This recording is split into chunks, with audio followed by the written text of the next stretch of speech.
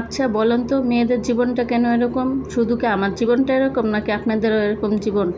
যে তো মেয়ে হয়ে জন্ম নিছে দেখে তাই বলে কি এ দুনিয়াতে কারোর কাছে মূল্য পাওয়া যাবে না? না পাওয়া যায় বাপ মার কাছে মূল্য, না পাওয়া যায় শ্বশুর শাশুড়ির মূল্য, না পাওয়া যায় স্বামীর কাছে মূল্য। কেন? মেয়ে হয়ে জন্মাইছে দেখে কি এতটাই পয়সা গেছি? একটা ছেলে কখনো ভাবে না যে একটা মেয়ে ছাড়া তার জীবনে কোনো মূল্য নাই।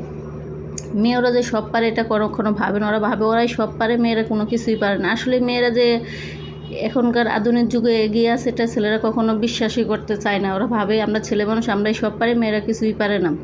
হ্যালো গাইস, কী অবস্থা? আশা করি সবাই ভালো আছেন, আমিও ভালো আছি। আজকে একটা নতুন ভিডিও নিয়ে চলে আসছে আপনাদের মাঝে। আজকে আমি ব্রয়লার মুরগি রান্না করি কীভাবে সেটা আজকে আপনাদের সাথে শেয়ার করবো। দেখেন, প্রথমে আমি চুলাটা জ্বালিয়ে কড়াইটা বসে পরিমাণ মতো তেল দিয়ে পেঁয়াজগুলো ভাইজা নিয়েছি বাদামি কালার করে। পেঁয়াজের সাথে হালকা একটু পাঁচফোড়ন দিয়েছি। মাংসের সাথে একটু পাঁচফোড়ন দিলে অন্যরকম একটা গ্রান আসে, আমার কাছে অনেক ভালো লাগে। সেই পাঁচফোড়নটা দিয়ে আগে ভাইজা নিয়ে এখন মুরগিগুলো আমি হালকা তেলের মধ্যে ভাজা নেব। যেহেতু ব্রয়লার মুরগি একটু হালকা করে ভেজে নিলে অনেক ভালো লাগে, সেজন্য একটু ভেজে নিতেছে। আলাদা করে ভাজি নিই, এইভাবে তেলের মধ্যে আমি হালকা করে ভেজে নিই যাতে একটু অন্যরকম একটা স্মেল আসে, পাঁচফোড়নের একটু গ্রান আসে। তো দেখেন আমি আলুগুলো এখন দিয়ে দিচ্ছি, দিয়ে আলুগুলো একটু ভাজে নেব হালকা করে, যাতে আলুগুলো একটু ভালো লাগে। মুরগির সাথে জন্য একটু ভেজে নিলাম।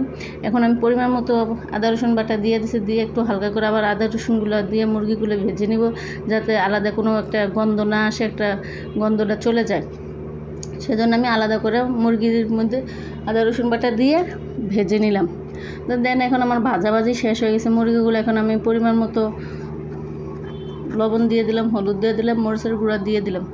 আপনারা আবার ভাইবেন না যে আপু আপনারা কি মরিচের গুঁড়া খান না, এখন মরিচের গুঁড়া খান কী? ভাই আমি মরিচের গুঁড়া খাই না, ঠিক আছে। আমি মাংসের মধ্যে একটু মরিচের গুঁড়া খাই। মাংসের মধ্যে যদি একটু মরিচের গুঁড়া না দেয় তাহলে ভালো লাগে না, কালারটা সুন্দর আসে না। অন্যান্য সব তরকারিতে কাঁচা মরিচের তরকারি খাই, সেজন্য আমি মরিচের গুঁড়া কোনো বয়মে ঢালি না। সেজন্য আমি কাগজের মধ্যে থেকে কিনে আনি, কাগজের মধ্যে রাখি, কাগজের থেকেই দিই। তো দেখেন আমি রান্না করতে গেলে না আমার একটা এরকম সমস্যা হয়, একটা না একটা কোনো কিছু পড়ে যায়।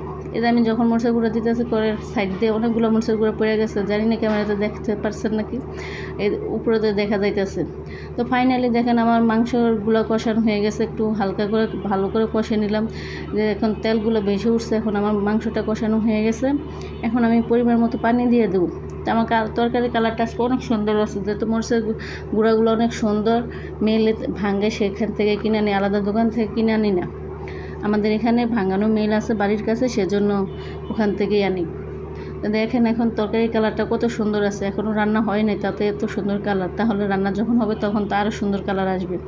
তো ফাইনালি দেখুন আমার রান্নাটা প্রায় শেষ হয়ে যাচ্ছে। দেখেন তরকারির কালারটা কত সুন্দর হয়েছে। আমার তো এইভাবে ব্রয়লার মুরগি খেতে ভালো লাগে। আমার মতো কোন কোন আপুরা আছেন এরকম ব্রয়লার মুরগি পছন্দ করেন? আমার শক্ত মুরগি থেকে ব্রয়লার মুরগি ভালো লাগে। তাহলে এখন আমার রান্নাটা প্রায় শেষ হয়ে গেছে। এখন আমি একটু জিরার গুঁড়া দিয়ে দিছি, পরিমাণ মতো জিরার গুঁড়া দিলে একটু তরকারি একটা অন্যরকম গ্রান আসে, একটু ভালো লাগে, তরকারির কালারটা অন্যরকম চেঞ্জ হয়ে যায়। তো আপনারা তো জানেনই আমি যখন রান্না শেষ, আমি রান্না করার সময় চুলাটা ভালো করে মুছে নিই, যেহেতু আমার এটা অনেক পছন্দের চুলা, যাতে নষ্ট না হয় সেজন্য আমি রান্না করে চুলাটা মুছি। এখন আমার দেখেন ফাইনালি রান্নাবাড়া শেষ হয়ে গেছে। এখন তরকারির কালারটা কত সুন্দর লাগতেছে, যেরকম দেখতে সুন্দর এরকম খেতে অনেক মজা। আজকে ভিডিওটা আপনাদের কাছে কেমন লাগছে অবশ্যই কমেন্টস করে জানাবেন। পরবর্তী ভিডিও দেখার জন্য অপেক্ষা করবেন। আজকের জন্য